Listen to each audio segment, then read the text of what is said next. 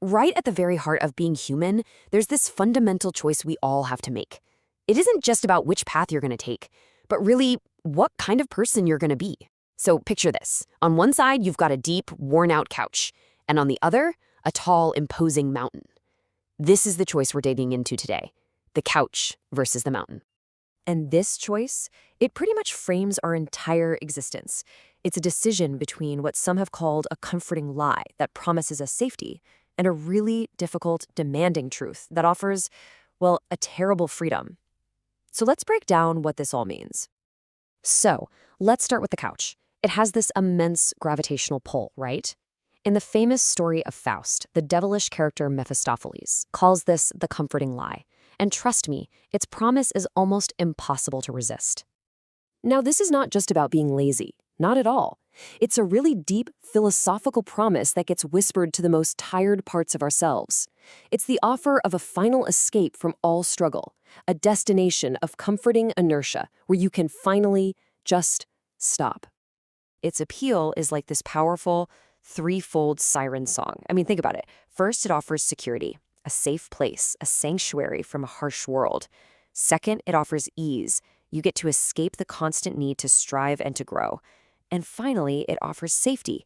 But, and this is a big but, it comes at a steep price, the willing surrender of your freedom.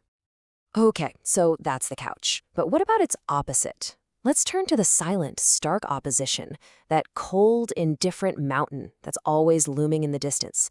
It makes zero promises, and it demands everything from you. The mountain represents what's called a terrible freedom. It's the path of ambition, of struggle. It's the embodiment of a harsh truth that gives you absolutely no guarantees of success and demands that you bear the full weight of your own journey. So why is this freedom so terrible? Well, it's because every single step you take is a risk. Every breath is a conscious act of will. The mountain just stands there as this eternal rebuke to the certain, easy comforts waiting for you back on the couch. Now, this timeless struggle between suffocating comfort and this terrible freedom, it doesn't go unwatched. Oh no. There is a cynical observer, a philosopher with a theory, and a very interesting wager. And who is this cynical observer? It's Mephistopheles. He's the force that introduces doubt, just to dismantle any certainty you might have. And for him, this whole drama between the couch and the mountain, it's already over. He thinks he knows the ending, and he's just waiting for the inevitable to happen. His entire philosophy, his whole argument, is built on this one single, unshakable belief. For Mephistopheles, our weakness isn't some occasional flaw. It is the fundamental rule of our existence. That's it. But see, Mephistopheles doesn't just think we're frail. He actually argues that we've built an entire system of beliefs, a kind of morality, that's specifically designed to justify that frailty. So how does he do it, right? How does he make sure that choosing the couch isn't just the easier option, but that it actually feels like the right one, the moral choice? Well, he uses a kind of secret weapon, a psychological engine designed to make comfort feel not just good, but righteous. He calls this slave morality, a concept that the philosopher Nietzsche famously explored. And it's not born from strengths or nobility. It's forged in fear and resentment of the people who actually dare to climb the mountain. It's this whole moral architecture that ingeniously flips traditional values on their head to protect and even celebrate the weak. And this is where it gets really clever. Look at how this system works. It takes the very virtues you need to climb the mountain and relabels them as vices. So pride, that becomes a dangerous evil. Ambition, oh, that's just a hollow, power-hungry pursuit. And all that effort and struggle, simply a foolish waste of energy. It's a brilliant, if incredibly cynical, reversal.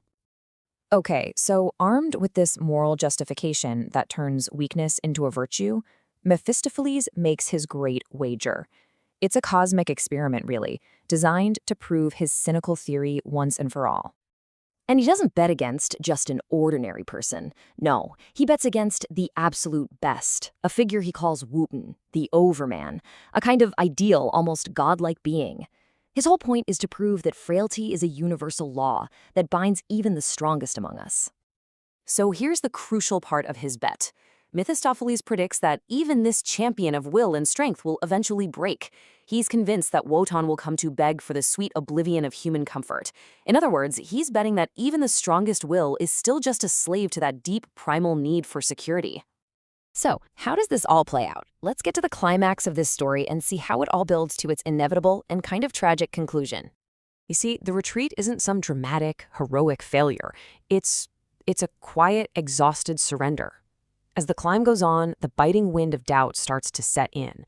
Exhaustion takes hold. And finally, there's just a quiet collapse. The ancient, undeniable pull of comfort just takes over. And just like that, Wotan collapses. He abandons the ascent, turns his back completely on the cold, harsh truth of the mountain. And in that one moment, he proves Mephistopheles' point. He's nothing more than a powerful slave to his own need for security. This final act seems to confirm that cynical belief right at the core of this whole philosophy. It suggests that all our striving, all our ambition is just a temporary detour, that the final destination for every single one of us is always the same, an inevitable journey back to the comfort of the lie. And this brings this whole philosophical choice right back to us. To you. See, this story isn't just about some mythical wager. It's a mirror. It's reflecting a choice that we all face every single day, in big ways and in small ways. So the final question isn't just for Wotan. It's for you. Which story are you writing? The story of the couch or the story of the mountain?